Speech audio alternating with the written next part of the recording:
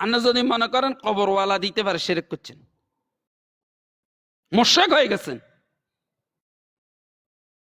قال لا تشرك بالله شيئا, সামনে কি করতেছে চান, ওয়াইন কুতিলতা ওয়া হুররিকতা, তোমাকে যদি হত্যা করা হয়, তোমাকে যদি আগুনে নিক্ষেপ করা হয়, জ্বালানো হয়, তারপরে তুমি আল্লাহর সাথে শিরক করিও না।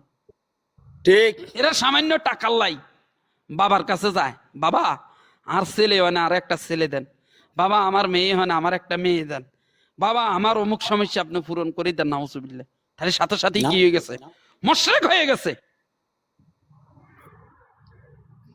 রসুল বলে যদি তোমাকে আগুনে জ্বালানো হয়, যদি তোমাকে হত্যা করানো হয়, তারপরেও তুমি আল্লাহর সাথে কি করিও না, শিরক করিও না। এদের মাজার পূজারীদের, ভণ্ড বেদাতীদের ঘরওয়ানের একজন আলেম বলতেছে, আমি এক মাজারে গেছিলাম,